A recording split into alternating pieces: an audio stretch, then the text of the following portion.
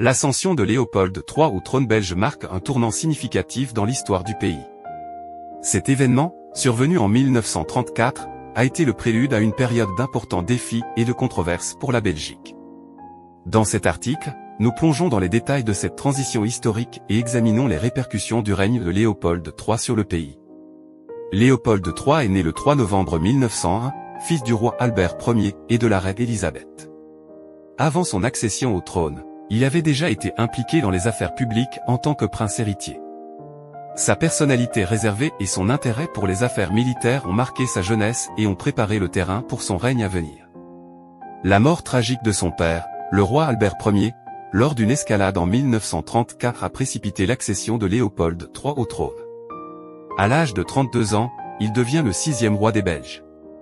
Son accession au trône a été accueillie avec espoir et anticipation, mais les défis qui l'attendaient étaient nombreux. Dès le début de son règne, Léopold III a été confronté à une série de défis politiques, économiques et sociaux. Les tensions entre les Flamands et les Wallons, ainsi que les bouleversements politiques en Europe, ont pesé lourdement sur son règne. De plus, la montée du nazisme et la menace d'une guerre imminente ont ajouté une dimension supplémentaire à ses responsabilités en tant que monarque. La Deuxième Guerre mondiale a été une période particulièrement difficile pour la Belgique et pour Léopold III. Après l'invasion allemande en 1940, le roi a été confronté à une série de dilemmes complexes. Sa décision de rester en Belgique sous occupation allemande a été critiquée par certains, mais soutenue par d'autres comme un acte de solidarité envers son peuple.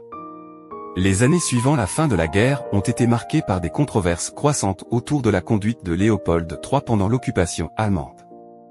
Les tensions politiques et sociales ont atteint un point culminant en 1950, lorsque le roi a annoncé son intention de reprendre le pouvoir après son exil volontaire. Face à une forte opposition publique, il a finalement abdiqué en faveur de son fils, le prince Baudouin, en 1951. L'héritage de Léopold III en tant que roi des Belges reste complexe et contesté. Certains le considèrent comme un monarque bien intentionné qui a été confronté à des circonstances extraordinaires, tandis que d'autres le critiquent pour ses choix pendant la guerre et ses actions postérieures à l'abdication. Son règne a laissé une marque indélébile sur l'histoire de la Belgique et continue d'alimenter les débats historiques et politiques. En conclusion, l'accession de Léopold III au trône des Belges en 1934 a été un moment clé de l'histoire du pays.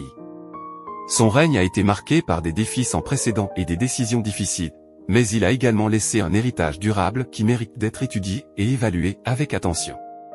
Alors que la Belgique continue d'avancer vers l'avenir, il est important de se souvenir des leçons tirées du règne de Léopold III et de leur pertinence pour les défis actuels et futurs du pays.